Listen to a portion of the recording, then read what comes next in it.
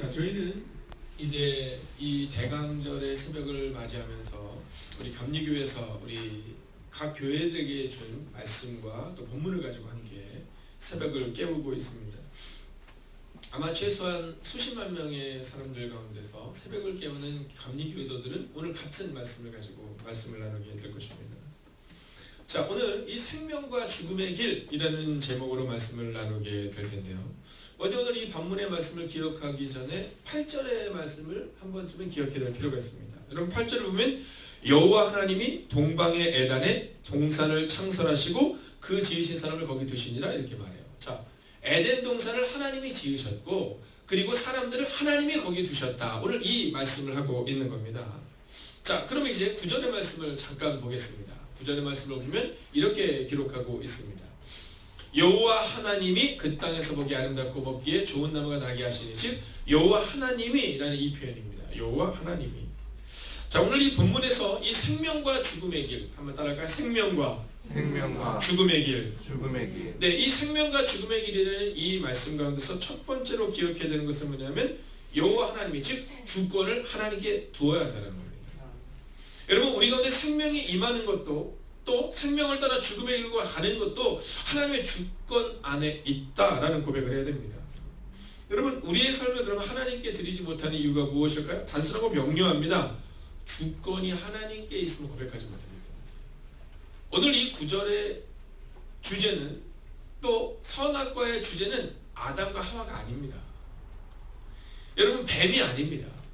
뱀이 하와를 유혹하고 그리고 그 하와가 남편과 함께가 아니라 하나님이 그 땅에 선악과와 생명나무를 창조하셨다는 그 주권이 하나님께 있음을 기억해야 돼요. 그래서 오늘 우리의 성경의 모든 주권이 하나님으로부터 나와야 하며 우리의 삶의 주권이 하나님께 있음을 고백할 수 있어야 한다라는 겁니다. 아멘. 여러분 한번 상상해 보세요. 왜 누구는 홍해를 가르고 누구는 홍해 앞에서 두려워합니까? 이유는 단순하고 명료합니다. 주권을 하나님께 드리지 못하기 때문입니다. 여러분, 여리고를 무너뜨릴 수 있었던 이유가 무엇입니까? 주권을 하나님께 두었기 때문이에요. 여러분, 그들이 한 일은 주권을 하나님께 맡기고 그냥 여리고를 돈 겁니다. 침묵 가운데 돈 거밖에 없습니다. 그 이야기는 뭐냐면 하나님께서 여리고를 통해 이스라엘 백성들이 가나안 땅에 들어가기 전 보여주고 싶었던 첫 번째 메시지는 내가 너희의 주인이다. 즉 너희의 왕이다. 이 사실을 알려주고 싶었던 거예요. 우리가 2주 전 함께 나눴던 거지만 하나님께서 가장 마음 아파하셨던 순간 중에 하나는 이스라엘 백성이 왕을 주세요라는 것이었습니다. 주권이 하나님께 있고 하나님이 왕이신데 왕을 달라는 거예요. 우리의 기도도 종종 그렇지 않습니까? 이 시간 이곳에 나와 하나님을 예배하는 것이 가장 기쁜 순간이고 하나님은 오늘 우리에게 이것을 원하시는데 우리는 착각하죠. 우리가 하나님을 위해서 무엇을 할 것인가, 그리고 하나님께 무엇을 받아낼 것인가. 여러분, 사울 왕이 하나님께 버림을 받았던 것은 단순하고 명료합니다. 주권의 문제를 잃어버린 거예요. 그 전쟁이 내가 왕이 됨으로 인해서 내게 있다가 아니라 백성들에게 전쟁의 능력이 있다가 아니라 하나님께 능력이 있다, 이렇게 고백해야 되는데, 근데 사울 왕은 어떻게 고백해요? 네, 자기의 뜻대로 그 일들을 행하려 합니다. 오늘 이 아침 이 시간 우리가 생명과 죽음의 문제를 다루기 전 첫 번째 스텝으로 꼭 기억해야 되는 것은 주권이 하나님께 있다는 사실입니다. 아멘. 두 번째는 욕심의 문제를 오늘 성경은 다루고 있습니다. 욕심의 문제. 우리가 이 성경을 계속해서 읽어나가야 되는 이유가, 자, 오늘 한번 점검을 해야겠죠? 어저께 큐티 하시고 새벽기도 드리시고 사복음서 읽으셨죠? 네, 감사합니다. 제가 어저께 가니까 어떤 목사님이 그러시더라고요. 어떤 교회에서는 이 사복음서 100독을 선포하셨대요. 네, 사복음서 100독. 뭐 이것이 뭐 이루어질 수 없다 아니다는 거지만 그 사복음서 100독이 뭐냐면 대략적으로 볼 때 하루에 사복음서를 한 2번에서 3번 정도 읽어야 된다는 얘기잖아요. 네, 2번에서 3번 정도를 읽어야 된다는 얘기죠. 그 100독을 선포하셨대요. 분당 우리 교회 이찬수 목사님께서 어떠한 마음을 가지고 그것을 했다. 뭐 이것은 제가 잘 모르겠지만 한번 해보자. 물론 그 일이 가능하신 분들이 있고 불가능하신 분들이 있죠. 왜냐하면 직장 생활하거나 이런 분들에게 있어서의 시간상의 문제로 볼 때 과연 100독을 하려면 그러면 하루에 얼마를 투자해야 되고 그럼 내가 직장 생활을 하면서 어떻게 해야 될까를 막 고민하게 되는 거잖아요. 근데 일단 그렇게 선포를 하셨다는 거예요. 여러분 우리는 100독까지는 모르겠지만 이번에는요 우리 행복의 경계 성도님들이 한번 우리가 함께 모여서 100독을 한번 만들어 보는 거예요. 자, 옆뒤자 여러분 인사하세요. 오늘은 읽읍시다. 한번 인사할까요? 오늘은 읽읍시다. 네, 여러분 기억하십시오. 자, 욕심의 문제. 우리가 성경을 왜 자세히 보아야 되냐면 성경을 보면 이제 이 아담과 하와가 뱀의 유혹을 받고 하와가 딱 가서 보는데 이 선악과와 그리고 생명나무 앞에 딱 섰는데 뭐라고 말해요? 보암직도 하고 먹음직도 하고 탐스럽기도 하고. 자, 그런데 이것보다 훨씬 더 중요한 사실 하나 있습니다. 그것은 뭐냐면 여호와 하나님이 그 땅에서 보기에 아름답고 먹기에 좋은 나무를 나게 하셨다라는 겁니다. 여러분 제가 현대인의 성경을 한번 다시 한번 읽어볼까요? 갖가지 아름다운 나무가 자라 맛있는 과일이 맺히게 하셨는데 라고 기록합니다. 여러분 놀랍지 않으세요? 거기에는 선악과와 그리고 생명나무만이 있었던 것이 아니라 갖가지 아름다운 나무와 갖가지 과일이 있었다는 겁니다. 그런데 하와의 마음과도 어떤 마음이 들어요? 네, 선악과를 보면서 보암직도 하고 먹음직도 하고 탐스럽기도 한 나무라는 표현을 쓰고 있잖아요. 여러분 욕심입니다. 욕심입니다. 에덴 동산 하나님의 그 수많은 과일들을 만들어 놓으셨는데 하나님께서 그 나무들 가운데서 금하신 것은 생명나무와 선악을 알게 하는 아주 극히 일부에 불과할 뿐인데 그런데 어떻게 해요? 네, 욕심이 그 마음 가운데 생기는 겁니다. 여러분 여리고를 넘어뜨린 다음에 이 아이성의 문제가 나옵니다. 얼마 전에 어떤 분과 함께 이제 이런저런 대화를 하는데 욕심에 대한 대화를 하다가 그분이 그런 얘기를 하는 거예요. 목사님 제가 11조를 드리는데 처음에는 11조가 아까웠다는 겁니다. 아까울 수 있죠. 아이들도 사실 게 아까울 수 있거든요. 근데 어느 날 이 교회에서 처음 11조를 하게 됐는데 11조를 하게 된 이유가 어느 날 이 모든 것이 주님의 것이다라는 고백을 하게 되는 순간 욕심이 사라지더라는 거예요. 내 것 중에 10분의 1을 드린다 하니까 이게 너무 아까웠는데 하나님의 것 10분의 10 중에서 하나님이 내게 10분의 9를 주셨다라는 생각을 하게 되자 그리고 주권이 하나님께 있음을 고백하게 되자 그 욕심이 사라지게 되었다는 거예요. 여러분 우리가 이 새벽을 깨우는 것 우리가 가끔 종종 예배를 드리는데 다른 사람과 비교해서 예배에 대한 이야기를 하게 되거든요. 나는 예배를 잊게 되는데 왜 저 사람은 드리지 않을까? 여러분 그럴 필요 없습니다. 왜냐하면 이 모든 시간이 하나님의 것인데 그 중에서 사실은 우리가 뭐 10분의 1도 하나님께 드리지 못하는 거잖아요. 하루 24시간 중에 우리가 이 새벽에 나와서 대략적으로 2시간에서 3시간 이렇게 하지 않았잖아요. 그럼에도 불구하고 우리의 마음 깊은 것은 어떤 마음이냐면 나는 다른 사람들보다 하는 이 교만의 마음이 있는 겁니다. 여러분 욕심과 교만. 여러분 욕심이 잉태한 주 죄를 낳고 죄가 장성하는 사망을 낳거든요. 여러분 욕심으로부터 시작한다는 것을 기억하셔야 합니다. 오늘 보세요. 갖가지 아름다운 나무가 자라 거기 그 많은 나무들이 있는데 그 중에서 딱 선악과가 아까운 거예요. 여리고를 넘어뜨린 후 하나님께서 뭐라고 말씀하면 여리고에 있는 모든 것들을 다 진멸하라 이렇게 말합니다. 자, 근데 그때 누가 그 전리품을 훔치는지 기억하세요? 아간이라는 사람입니다. 아간. 그래서 이름도 그렇잖아요. 아간 뭔가 나빠 보이잖아요. 아간. 네. 괜히 썼나 봐요. 유머 썼는데. 네. 그래서 세연이가 크게 웃어줘서 감사해요. 네. 아간 이렇게 썼다는 거예요. 자, 근데 이 욕심과 교만의 문제를 잘 보셔야 되는 게 뭐냐면 하나님의 음성에 귀를 기울이지 못할 때 욕심이 생기는 겁니다. 여호수아 7장 1절을 보면 하나님이 이 아간의 문제, 즉 전리품을 훔친 문제에 대해서 진노하셨더라 이렇게 표현이 나와요.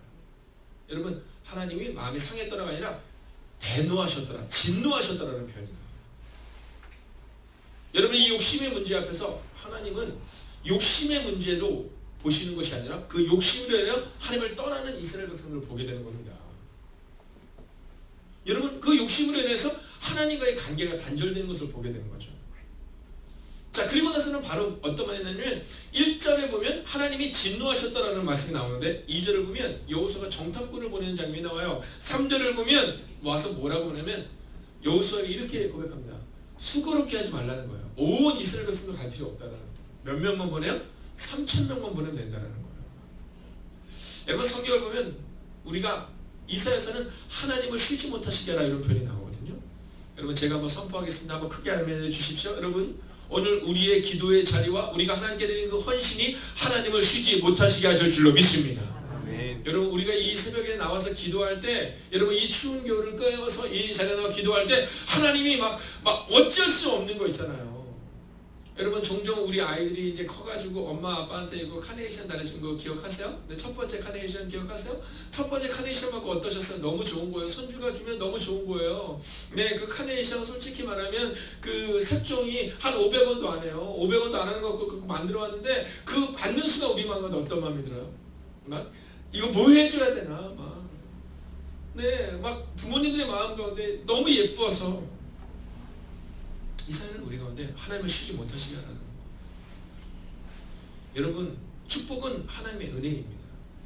그러나 공짜는 아니라는 사실을 잊지 마셔야 돼요. 여러분 그것은 그저 하나님이 주신 은혜이지만 공짜는 아니라는 거죠. 여러분 그들의 교만으로 해 3,000명이 올라갔다가 수십 명이 죽음을 맞이하게 됩니다. 근데 놀라운 장면 뭔지 아세요? 그들 가운데 여리고 성의 전쟁을 끝난 다음 그 긴 시간 동안 여호와를 찾는 장면이 한 번도 나오지 않아요. 하나님이 진노하셨는데 하나님의 진노와 상관없이 살아가요. 여러분 우리가 종종 그런 거예요. 하나님이 마음 아파하시고 하나님이 지금 속상하신데 그분과 상관없이 우리는 살아가는 거죠.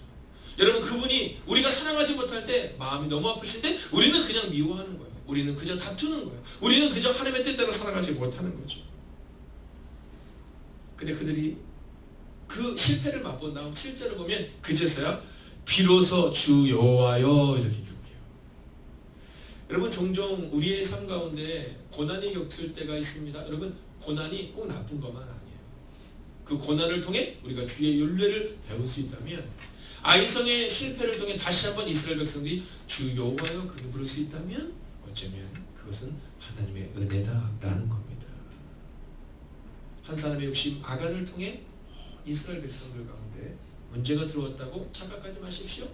한 사람이 욕심으로 인해 들어왔지만 두 번째는 여호수아를 비롯한 모든 사람들이 하나님의 음성에 귀를 기르는 선택을 하는 것이 아니라 교만이 들어왔고 우리들의 의지와 우리들의 판단으로 3,000명만 보내자 결정했던 겁니다. 여리고성의 전쟁 앞에 여호수아가 새벽 미명에 일어나 하나님 앞에 나가 기도했던 그 장면이 빠져있다는 거죠. 여러분 욕심으로 인하여 우리 가운데 교만이 들어오고 그리고 죄를 낳게 되고 그리고 사망에 이르게 된다는 사실을 기억하셔야 한다는 겁니다. 오늘 하나님이 우리 가운데 얼마나 큰 감사의 조건을 주셨어요. 여러분 오늘 이 새벽에 지금 기도할 때 여러분 원망 섞인 기도하다 돌아가지 마세요. 생각해보면 너무 큰 감사들이 우리 가운데 있는데 우리는 그 감사를 잃어버려요. 그래서 오늘 우리의 기도 가운데 중요한 기도는 늘 감사의 기도다라는 겁니다. 그리고 감사의 기도를 잃어버리는 순간 어쩌면 우리는 죄의 문제 앞으로 더 가까이 다가간다는 거죠. 이번 주일날 여러분과 함께 나눴지만 이 대강절의 뜻이 뭐예요? 멘토스? 누군가를 향해 가는 거예요. 누군가를 가까이 가는 거예요. 저는 이 시간 기도합니다. 죄로부터 떨어져 나오셔서 주님을 향하여 나아가시는 여러분과 제가 되기를 주의 이름으로 축원하겠습니다. 이제 이 본문의 말씀의 마지막입니다. 다음으로 넘겨주시겠어요? 자, 9절 함께 있습니다. 시작. 동산 가운데에는 생명나무와 선악을 알게 하는 나무도 있더라. 아멘. 자 보세요. 오늘 동산 가운데 왜 이 생명나무와 선악을 알게 하셨을까? 참 재밌는 표현이잖아요. 여러분 성경을 읽으면 오늘 이제 여러분들이 이 말씀을 읽고 집으로 돌아가시겠죠. 어떤 분들은 새벽기도 하시면서 제가 보니까 바로 큐티를 하시는 분들 계시더라고요. 또 어떤 분들은 기도가 끝난 다음에 가정에 가셔서 하시기도 하고 잠자리 들기 전에 하시기도 하시겠죠. 여러분 그때 잘 보세요. 동산 가운데에는 이 표현입니다. 동산 가운데. 여러분 오늘 이 세 번째 쓰는 선택의 문제예요. 선택의 문제. 여러분 하나님이 이 동산 가운데 선악과를 세웠다라는 표현은 어디냐면 아담과 하와가 어디 있더라도 그 주변에 수많은 과일들이 있는데 그 과일들을 뚫고 동산 중앙까지 오는 거예요. 여러분 먹지 못해서의 문제가 아닙니다. 그들 가운데 있어서의 문제는 먹지 못했을 문제가 아니에요. 선택의 문제였다는 겁니다. 여러분, 우리에게는 늘 책임 있는 선택과 노력을 요구하세요. 여러분, 우리에게는 늘 생명나무와 죽음을 가져오는 선악과와 생명나무가 있다는 거죠. 신명기 30장 15절부터 20절까지의 말씀을 보면 모세가 이렇게 말합니다. 생명과 번영, 생명과 사망, 복과 저주, 내가 너희 앞에 이것을 내놓았다. 너희와 후손들이 살려거든 생명을 택하고 하나님을 사랑하고 하나님을 따르라. 이렇게 말해요. 여러분, 모세가 이스라엘 백성에게 준 얘기입니다. 너희에게는 생명과 죽음이 있고 너희에게는 복과 저주가 있는데 너희가 무엇을 선택할 것이냐, 그 선택은 너희 가운데 있다는 겁니다. 언제나 두 갈래 길에 있다는 거죠. 생명과 죽음의 두 길에서 우리는 늘 서 있는 겁니다. 여러분, 장로님의 마음 가운데 평생을 주님을 위해 살아오셨지만 오늘도 마음을 놓아서는 안 됩니다. 왜냐하면 오늘도 우리에게는 여전히 생명과 죽음의 문제가 있는 겁니다. 여러분, 복과 저주의 문제가 있는 겁니다. 여러분, 평생 주님을 향해 살아오셨는 권사님의 마음 가운데 하나님 앞에 오늘도 나는 여전히 생명과 죽음의 문제 앞에, 복과 저주의 문제 앞에 있다는 사실을 잊지 마셔야 합니다. 오늘도 우리의 삶의 정중앙에는 생명나무와 선악과가 있는 겁니다. 마태복음 7장 13절과 14절은 좁은 문으로 들어가라 이렇게 말합니다. 하나님 우리 가운데 바로 좁은 문으로 들어가는 선택을 요구하고 계시다라는 겁니다. 홍해를 가르기 위해서는 누군가는 손을 들어 하나님을 온전히 바라봐야 하고, 요단강을 가르기 위해 누군가는 법궤를 메고 요단강에 발을 내딛어야 했습니다. 여러분, 요단강을 가르는 그 순간 선택의 문제입니다. 여러분, 우리를 그 물 가운데로 들어가게 할 만한 그 거친 물, 그 거친 강으로 누군가 발을 내딛는 겁니다. 근데 그 발을 내딛자 어떤 일이 나요? 그 땅이 마른 땅이 됩니다. 근데 저는 그 장면에서 너무나도 잊지 못하는 그 부분이 하나 있습니다. 그것은 뭐냐면, 제사장들은 어깨를 메고 그곳에 서 있고 온 백성은 마른 땅으로 걷었더라라는 겁니다.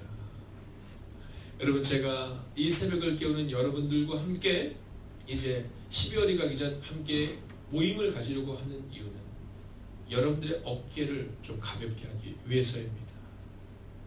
여러분의 마음 가운데, 여러분의 가정을 향하여, 여러분의 교회를 향하여 오늘도 법궤를 메고 우리가 요단강의 정중앙에 서 있었기에 우리 교회는 마른 땅을 통해 건너갈 수 있었던 겁니다.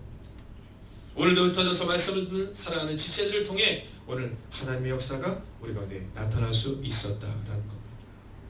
사랑하신 여러분, 오늘도 주님을 선택하여 나오신 여러분을 주의 이름으로 환영하고 축복합니다. 아멘. 여러분, 새 가족들을 우리가 축복하는 것처럼 오늘 이 새벽 하나님이 두 팔 벌려 여러분들을 맞이해주고 계십니다. 오늘도 저주의 말을 선택하거나 혹은 상처를 선택하는 하루가 아니라 생명과 하나님의 복음을 선택하여 살아가시는 사랑하는 여러분과 제가 되기를 주의 이름으로 축원하겠습니다. 아멘. 기도하겠습니다. 하나님, 요단강을 가르기 위해 누군가가 법궤를 메고 요단강에 발을 내딛습니다. 하나님, 오늘 우리 가운데 이 선택의 문제 앞에서 생명과 하나님을 선택하는 하나님의 사람들이 되게 하여 주시옵소서. 하나님이 에덴 동산에서 선악과와 그리고 생명나무를 두시며 생명과 죽음의 길 가운데 너희가 무엇을 선택하느냐를 물으셨습니다. 모세는 이스라엘 백성들에게 너희 가운데 생명과 죽음 그리고 복과 저주가 있다. 너희는 하나님을 선택함으로, 하나님을 따름으로 생명을 선택하라 말씀하셨습니다. 그리고 오늘 이 새벽의 시간 하나님은 오늘 말씀을 통하여 다시 한번 우리 가운데 선포하십니다. 생명과 죽음의 길 가운데 좁지만 그 생명의 길을 선택하라. 하나님, 오늘 이 새벽의 시간도 우리가 그 하나님을 선택하여 살아가는 하나님의 사람들이 되게 하여 주셔서 매일의 삶 가운데 복과 저주 가운데 하나님이 원하시는 그 좁은 길을 선택하고 그 생명의 길로 나아가는 하나님의 거룩한 백성들이 되기를 성부와 성자와 성령의 이름으로 간절히 축원하옵나이다. 아멘.